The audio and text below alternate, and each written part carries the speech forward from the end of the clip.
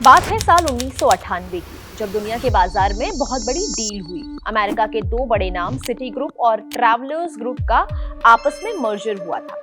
City group एक multinational bank है, जबकि ट्रैवलर्स ग्रुप इंश्योरेंस कंपनी। दोनों का इरादा था दुनिया का सबसे बड़ा फाइनेंशियल मॉन्स्टर बनाना, जो हर तरह की सर्विसेज दे सके। तब हर कोई इस महाविलय को बैंकिंग का भविष्य मान रहा था। बाजार में इस कदम की जमकर तारीफ हो रही थी। शुरुआत में सब कुछ बहुत शानदार रहा और निवेशकों ने खूब पैसा भी बनाया, लेकिन अंदर ही अंदर इस विशाल ढांचे को संभालना बेहद मुश्किल होने लगा। दोनों कंपनियों के काम करने का तरीका और कॉर्पोरेट कल्चर बिल्कुल अलग थे। ये अंतर जल्द विवादों में बदलने लगा और बैंक का फोकस अपने काम पर नहीं रहा। धीरे धीरे लीडरशिप ने गलत फैसले लिए और खराब लोन को खातों में छिपाया जाने लगा। बैंक का आकार इतना बड़ा हो गया था कि खुद मैनेजमेंट को नहीं पता था कि अंदर चल क्या रहा है। नतीजा ये हुआ कि 2008 का वित्तीय संकट आते आते बैंक को बचाने के लिए अमेरिकी सरकार को आगे आना पड़ा। अगर सरकार मदद नहीं करती तो ये विशाल बैंक दिवालिया हो जाता। इस बात को 2 दशक से ज्यादा का वक्त बीत चुका है, पर हैरानी की बात यह है कि सिटी ग्रुप का शेयर आज भी अपने पुराने सबसे ऊंचे स्तर को छू नहीं पाया है। बैंकिंग सेक्टर में इसे परमानेंट वैल्यू ट्रैप कहा जाता है, यानी ऐसा गड्ढा जहां निवेशकों का पैसा फंस गया और कभी बाहर नहीं आ सका। आज इस अमेरिकी बैंक की कहानी सुनाने की क्या वजह हो सकती है? इसकी एक खास वजह है। कुछ इसी तरह के हालात हमारे देश में भी बन रहे हैं। मैं बात कर रही हूँ भारत की सबसे बड़ी और सबसे भरोसेमंद HDFC बैंक की। बाजार में चर्चा शुरू हो गई है कि क्या भारत का सबसे बड़ा प्राइवेट बैंक डूबने वाला है? क्या HDFC बैंक भी उसी वैल्यू ट्रैप में फंसता जा रहा है जहां से निकलना मुश्किल होता है? ये सवाल ऐसे ही हवा में नहीं तैर रहे हैं। इसके पीछे उन लाखों निवेशकों का दर्द है जिन्होंने इस बैंक के सुनहरे इतिहास पर आंख मूंद कर भरोसा किया था। अगर किसी आम निवेशक ने 2021 में अपनी गाड़ी कमाई HDFC बैंक के शेयर्स में लगाई थी, तो आज उसका हाल बुरा है। 5.5 साल का लंबा वक्त बीत जाने के बाद भी उस निवेश पर रिटर्न सिर्फ 3.34% है, यानी कि ऑलमोस्ट जीरो। जहां बैंकिंग सेक्टर के बाकी खिलाड़ियों ने अपने निवेशकों का पैसा दोगुना कर दिया है, वहीं देश का सबसे बड़ा बैंक अपनी जगह से हिला तक नहीं। ये ठहराव कोई सामान्य बाजार का उतार चढ़ाव नहीं है। निवेशकों का सब अब जवाब देने लगा है और बैंक के अंदर चल रही खींचातान की खबरें भी बाहर आने लगी हैं। इसी बीच 24 जुलाई 2026 को HDFC बैंक के शेयर्स में 1% की गिरावट आई। अब आप लोग सोचेंगे कि इतने बड़े बैंक के लिए 1% की गिरावट कौन सी बड़ी बात है, वो तो एक दिन में कवर हो जाएगा। हैरानी इसमें नहीं है कि गिरावट हुई, चौंकाने वाली बात यह है कि गिरावट की वजह क्या रही। दरअसल अमेरिका की जानी मानी लॉ फर्म ग्लैंसी प्रोंगे ने HDFC बैंक के खिलाफ जांच की घोषणा कर दी है। यह खबर आते ही उन FII यानी फॉरेन इंस्टीट्यूशनल इन्वेस्टर्स में हड़कंप मच गया, जिनका करोड़ों रुपया इस बैंक में लगा हुआ है। चूंकि इस बैंक के शेयर अमेरिकी शेयर बाजार में भी ट्रेड होते हैं, इसलिए वहां के कई कानून इस पर लागू होते हैं। अमेरिकी लॉ फर्म की जांच का मतलब है कि बैंक के अंदर कुछ ऐसा हुआ है जिसे निवेशकों से छिपाया गया है। इस खबर ने बैंक की साख पर गहरी चोट की है। इसके अलावा एक और चौंकाने वाली बात है। HDFC बैंक के शेयर्स में एक हफ्ते में लगभग 10% और एक महीने में 7% की गिरावट आई है और 2026 में अब तक 26% की गिरावट देखी गई है। ये कोई आम मुनाफा वसूली या बाजार का हल्का सुधार नहीं है जिसे नजरअंदाज कर दिया जाए। इन सब घटनाओं ने देश भर में फैले बैंक के करोड़ों ग्राहकों को परेशानी में डाल दिया है। सबके मन में यही सवाल है कि क्या भारत का सबसे सुरक्षित बैंक सच में किसी बड़े खतरे में है? क्या आम लोगों की जीवन भर की कमाई दांव पर लगी हुई है? आज हम बिना किसी हवाई दावे के इस पूरे मामले का कच्चा चिट्ठा आपके सामने खोलेंगे। हम अफवाहों पर नहीं बल्कि पक्के डेटा के आधार पर सच्चाई आपके सामने रखेंगे। इस पूरे संकट की जड़ें बहुत गहरी हैं और इसकी शुरुआत उस बड़े फैसले से हुई जिसने बैंक का पूरा ढांचा ही हिला दिया। वो फैसला था जुलाई 2023 का महाविलय, जिसने बैंकिंग की दुनिया में हलचल मचा दी। HDFC लिमिटेड और HDFC बैंक ने आपस में जुड़ने का ऐलान किया था। कागजों पर ये कदम किसी मास्टर स्ट्रोक से कम नहीं था। दुनिया के सबसे बड़े बैंकों की कतार में भारत का नाम शामिल हो रहा था। बाहर से सब एकदम बढ़िया चकाचक दिख रहा था, लेकिन हकीकत में इस मर्जर ने बैंक के अंदर का बैलेंस बिगाड़ दिया। इसे समझने के लिए हमें बैंक के काम करने का पहले बेसिक तरीका समझना होगा। बैंक का सबसे मेन काम है लोगों से डिपॉजिट लेना और उस पैसे को लोन के तौर पर बांटना। बैंक की असली कमाई इसी लेन देन के बीच का अंतर होता है। जबकि HDFC limited housing finance company थी जिसका काम सिर्फ लंबे समय के लिए होम लोन बांटना था। उनके पास आम लोगों का वो पैसा नहीं आता जो हम अपने बैंक खातों में रखते हैं। बैंकिंग की भाषा में इन सस्ते डिपॉजिट्स को कासा CASA कहा जाता है, यानी करंट अकाउंट और सेविंग्स अकाउंट। जब दोनों कंपनियां मिली तो HDFC बैंक के सिर पर लाखों करोड़ के लोन का पहाड़ आ गिरा और उस भारी लोन को सहारा देने के लिए जो सस्ता पैसा चाहिए था वो उनके पास था नहीं। आसान भाषा में कहें तो बैंक ने होम लोन के नाम पर उधार तो बहुत बांट दिया था, लेकिन उनकी खुद की तिजोरी में उतना पैसा नहीं आ रहा था। इसे फाइनेंस की दुनिया में CDR यानी कि क्रेडिट डिपॉजिट रेशियो कहते हैं, जो सामान्य तौर से 80 से 85% का अनुपात स्वस्थ माना जाता है। पर मर्जर के बाद ये अनुपात खतरनाक स्तर तक बढ़ गया। मर्जर से पहले बैंक के पास जो सस्ता पैसा यानी कासा 40% के करीब रहता था, वो आंकड़ा खिसककर 32.3% पर आ गया। डिपॉजिट की कमी को दूर करने के लिए मैनेजमेंट को नया रास्ता निकालना पड़ा। मैनेजमेंट ने तय किया कि अब वो नया लोन बांटने की रफ्तार कम करेंगे और अपना पूरा जोर बाजार से पैसा जुटाने पर लगाएंगे। कारोबार चलाने और बांटे गए लोन को बैलेंस करने के लिए बैंक को बाजार से महंगे रेट पर पैसा उठाना पड़ा। अब जब महंगा पैसा उठाकर काम चलाया जाएगा तो मुनाफा अपने आप में सिकुड़ने लगेगा। इसे बैंक का NIM यानी कि नेट इंटरेस्ट मार्जिन कहा जाता है। यही वो असली पैमाना है जिससे बैंक की सेहत और कमाई का पता चलता है। पहले HDFC बैंक का ये मार्जिन हमेशा 4.2% के शानदार स्तर पर रहता था, लेकिन महंगे पैसे के बोझ तले दबकर NIM 3.35% पर आ गया है। मुनाफा सिकुड़ने लगा और बाजार में इसका असर निवेशकों के घटते भरोसे के रूप में दिखाई देने लगा। बैंक की गाड़ी अचानक धीमी पड़ गई और निवेशकों का रिटर्न रुक गया। FII ने भी बैंक की धीमी विकास दर को भांप लिया और उन्होंने दूरी बनानी शुरू कर दी। इस मौजूदा संकट को समझने के लिए हमें थोड़ा सा और पीछे जाना होगा। बैंक के लिए बुरा वक्त दरअसल कुछ साल पहले ही शुरू हो गया था। दिसंबर 2020 में रिजर्व बैंक ऑफ इंडिया ने HDFC बैंक पर पाबंदी लगाई थी। बैंक के इंटरनेट और मोबाइल बैंकिंग सिस्टम में बार बार तकनीकी खराबी आ रही थी। इससे नाराज होकर RBI ने HDFC के नए क्रेडिट कार्ड जारी करने पर रोक लगा दी। ये कोई मामूली बैन नहीं था, क्योंकि क्रेडिट कार्ड बिजनेस बैंक की कमाई का बहुत बड़ा हिस्सा होता है। उस वक्त HDFC बैंक की कुल आय का लगभग 25 से 30% हिस्सा सिर्फ क्रेडिट कार्ड से आता था। ये पाबंदी अलग अलग रूप में मार्च 2022 तक लागू रही। इन 14 महीनों में बैंक ने बाजार में अपनी बहुत बड़ी हिस्सेदारी खो दी। इस पाबंदी ने HDFC के सबसे कमाऊ बिजनेस की कमर तोड़ दी और फायदा उठाया ICICI और SBI जैसे बाकी राइवल्स ने। आज भी HDFC बैंक उस झटके से मुकम्मल तौर पर बाहर नहीं आ पाया है। उसका असर आज के ताजा वित्तीय आंकड़ों में भी साफ झलकता है। बैंक की गाड़ी सिर्फ मर्जर के बोझ से धीमी नहीं हुई थी। पर्दे के पीछे कुछ और ऐसा चल रहा था जिसने वित्तीय संकट को बड़े कॉर्पोरेट विवाद में बदल दिया। साल 2021 की बात है, जब बैंक को बड़ा फंड चाहिए था।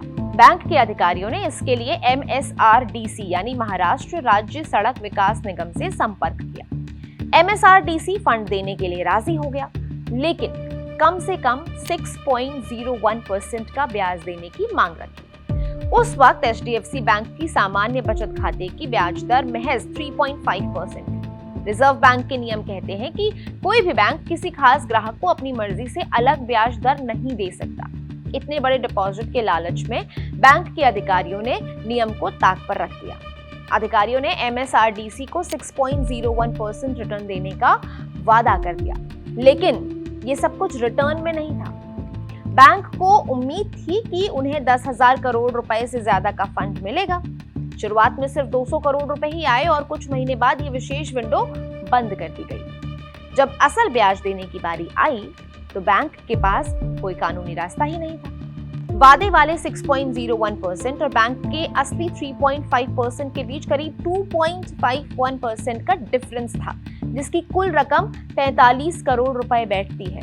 अब सवाल था कि बिना नियम तोड़े 45 करोड़ रुपए MSRDC को दिए कैसे जाएं? यहीं से बैंक के टॉप मैनेजमेंट ने वो रास्ता चुना जो रूल्स के अगेंस्ट था। उन्होंने इस 45 करोड़ रुपए को सीधे ब्याज के रूप में देने के बजाय फर्जी मार्केटिंग खर्चा बना दिया। कागजों पर इसे MSRDC के सड़क सुरक्षा जागरूकता अभियान का नाम दे दिया गया। इस पूरे खेल का पर्दाफाश मार्च और अप्रैल 2026 में हुए बैंक के इंटरनल विजिलेंस ऑडिट में हुआ। ऑडिट रिपोर्ट में जो फैक्ट्स सामने आए वो किसी भी ग्राहक को हैरान करने के लिए काफी है। रिपोर्ट में पता चला कि मार्केटिंग डिपार्टमेंट ने कॉर्पोरेट सोशल रिस्पॉन्सिबिलिटी टीम को बताए बिना करीब 39 करोड़ 70 लाख रुपए चुका दिए थे। पैसे चुकाने के लिए जिन वेंडर्स के बिल लगाए गए, जांच में वो सब फर्जी निकले। सबसे चौंकाने वाली बात ये थी कि करीब 9 करोड़ रुपए के 3 अलग अलग बिलों में सबूत के तौर पर वही सेम तस्वीर चिपका दी गई थी, जबकि जमीन पर किसी सड़क सुरक्षा अभियान का कोई नामो निशान ही नहीं मिला और बिना किसी प्रमाण पत्र के ही करोड़ों रुपए जारी कर दिए गए। विजिलेंस टीम ने इस मामले में बैंक के 10 से ज्यादा बड़े अधिकारियों को सीधे तौर पर जिम्मेदार ठहराया। जांच रिपोर्ट में भी ये बात सामने आई कि MD और CEO शशिधर जगदीशन उन बैठकों में मौजूद थे जहां 6.01% के ढांचे पर सहमति दी गई थी। Chief financial officer Srinivasan Vaidyanathan ने इस भुगतान के तरीके को मंजूरी दी, लेकिन इसे नियमों के दायरे में लाने में वो नाकाम रहे। जांच में chief marketing officer Ravi Santhanam ने ये मान लिया कि उनके विभाग का इस्तेमाल सिर्फ ब्याज के पैसे को छिपाने के लिए किया गया था। मई 2026 में जब इंडियन एक्सप्रेस ने इस घोटाले का पर्दाफाश किया तो उसकी गूंज 7 समंदर पार अमेरिका तक सुनाई दी। जैसा कि मैंने आपको कुछ देर पहले बताया था कि HDFC के शेयर न्यूयॉर्क स्टॉक एक्सचेंज में भी लिस्टेड हैं और अमेरिका में निवेशकों से जानकारी छिपाना एक गंभीर अपराध माना जाता है। खबर छपते ही 27 मई को अमेरिकी निवेशकों को भारी नुकसान हुआ और वहां ADR यानी कि अमेरिकन डिपॉजिट रिसीट के दाम गिर गए। इसी नुकसान को देखते हुए अमेरिका की 3 बड़ी लॉ फर्म्स ने बैंक के खिलाफ मोर्चा खोल दिया। Glancy Prongay and Murray, law offices of Harvard G Smith और फ्रैंक आर क्रूज जैसी फर्मों ने आधिकारिक जांच शुरू कर दी। क्या बैंक ने जानबूझकर भ्रामक बयान देकर अमेरिकी निवेशकों को धोखे में रखा? इस बात की जांच हो रही है। अमेरिका में ऐसे मामलों में अक्सर क्लास एक्शन मुकदमे होते हैं जिनमें अरबों डॉलर का जुर्माना लग सकता है। इसी जांच की खबर ने 24 जुलाई को भारतीय बाजार में खौफ पैदा किया और शेयर्स के दाम गिरे। लेकिन ये घोटाला बैंक की गिरती साख की इकलौती वजह नहीं है। किसी भी बड़े संस्थान की रीढ़ उसका कॉर्पोरेट गवर्नेंस और उसके टॉप लीडरशिप की इंटेग्रिटी यानी कि सत्यनिष्ठा पर टिका हुआ होता है। 18 मार्च 2026 को बैंक के पूर्व चेयरमैन अतानु चक्रवर्ती ने अचानक अपने पद से इस्तीफा देकर सबको चौंका दिया था। उनके रेजिग्नेशन लेटर ने ग्लोबल इन्वेस्टर्स को काफी टेंशन में डाला था। उन्होंने अपने पत्र में लिखा था कि पिछले 10 सालों में उन्होंने बैंक के अंदर कुछ ऐसी बातें देखी जो उनके उसूलों और ईमानदारी के खिलाफ थी। देश के सबसे बड़े बैंक के चेयरमैन का ये बयान खतरे की घंटी था। मामला बिगड़ने पर बैंक के CEO शशिधर जगदीशन ने स्थिति को संभालने की कोशिश की। उन्होंने एक इंटरव्यू में ये बात मानी कि उनके और पूर्व चेयरमैन के बीच मतभेद थे। उन्होंने कहा कि अगर आप अच्छा गवर्नेंस चाहते हैं तो आप यस सर मोड में नहीं रह सकते। इस बयान ने ये साफ कर दिया कि बैंक के टॉप लेवल पर बड़ा टकराव चल रहा था जिसने कार्यप्रणाली को काफी इम्पैक्ट किया था। नेतृत्व की नाकामी सिर्फ भारत तक सीमित नहीं रही। दुबई में HDFC की शाखा से 3 वरिष्ठ अधिकारियों को बर्खास्त करना पड़ा। मुनाफा कमाने की होड़ में अधिकारियों ने भारतीय प्रवासियों को स्विट्जरलैंड के डूबते हुए बैंक क्रेडिट स्विस के 81 बॉन्ड्स बेच दिए।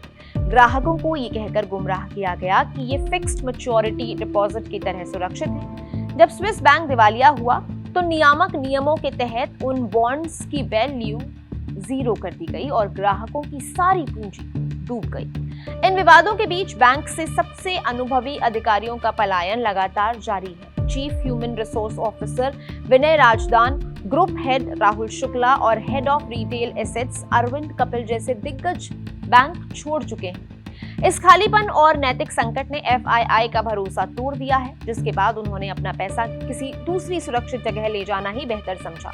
शेयर बाजार का सीधा सा नियम है कि जब कोई बड़ी कंपनी कमजोर पड़ती है तो उसका फायदा उसके सबसे मजबूत प्रतिद्वंदी को मिलता है। HDFC बैंक के मामले में भी ठीक ऐसा ही हुआ।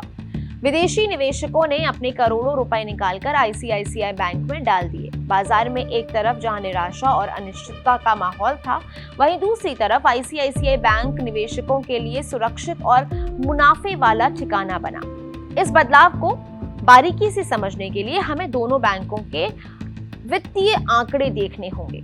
सबसे पहले बैंक की कमाई के पैमाने को देखते हैं। एचडीएफसी बैंक अपने महंगे डिपॉजिट के बोझ तले दबा हुआ है और उसका एनआईएम 3.35% पर आ गया है। वहीं आईसीआईसीआई बैंक का यही मार्जिन लगातार 4.30% से ऊपर बना हुआ है। ये अंतर बताता है कि कौन सा बैंक कम लागत में पैसा जुटाकर उसे ज्यादा मुनाफे में बांटने में सक्सेसफुल हो रहा है। निवेशकों को मिलने वाले रिटर्न के मामले में तो ये तस्वीर और भी ज्यादा हैरान करने वाली हो जाती है। पिछले 5.5 सालों में एचडीएफसी बैंक ने अपने निवेशकों को 3.34% रिटर्न दिया है। इसकी ठीक उलट इसी अवधि में आईसीआईसीआई बैंक ने अपने निवेशकों को 111% से ज्यादा का शानदार रिटर्न देकर उनकी झोली भर दी। यानी जिस निवेशक ने आईसीआईसीआई बैंक पर दांव लगाया, उसका पैसा दोगुने से भी ज्यादा हो गया। आज हालात ये हैं कि एचडीएफसी बैंक ऐतिहासिक रूप से अपने सबसे सस्ते वैल्यूएशन पर संघर्ष कर रहा है। वहीं आईसीआईसीआई बैंक अपने बेहतरीन प्रदर्शन के कारण बाजार से प्रीमियम वैल्यूएशन हासिल कर रहा है। आखिर एक ही देश और एक ही अर्थव्यवस्था में काम करते हुए दोनों प्राइवेट बैंकों की परफॉर्मेंस में इतना बड़ा डिफरेंस कैसे आ गया? इसका सबसे बड़ा और बुनियादी कारण ये है कि आईसीआईसीआई बैंक के ऊपर किसी भी मर्जर का कोई बोझ नहीं है। उन्हें एचडीएफसी बैंक की तरह किसी दूसरी कंपनी के भारी लोन और जमा राशि के असंतुलन को ठीक करने की कोई चिंता नहीं है। आईसीआईसीआई ने बहुत समझदारी दिखाते हुए पिछले 5 सालों में अपने फंसे हुए कर्जों को बेहद आक्रामक तरीके से साफ कर लिया है। आज उनकी बैलेंस शीट एकदम दुरुस्त है और उनका पूरा फोकस तेजी से अपना कारोबार बढ़ाने पर है। वो अपना सारा समय और पैसा नया व्यापार खोजने में लगा रहे हैं। दूसरी तरफ एचडीएफसी अपना सारा जोर अपनी बैलेंस शीट के डिसबैलेंस को ठीक करने में लगा रहा है। जब आपका पूरा ध्यान अपने ही घर की मरम्मत पर लगा हो तो आप बाजार की रेस में कैसे दौड़ सकते हैं? यही वजह है कि आज बिना किसी बोझ के दौड़ता हुआ आईसीआईसीआई बैंक बाजार का नया राजा बनकर उठा है।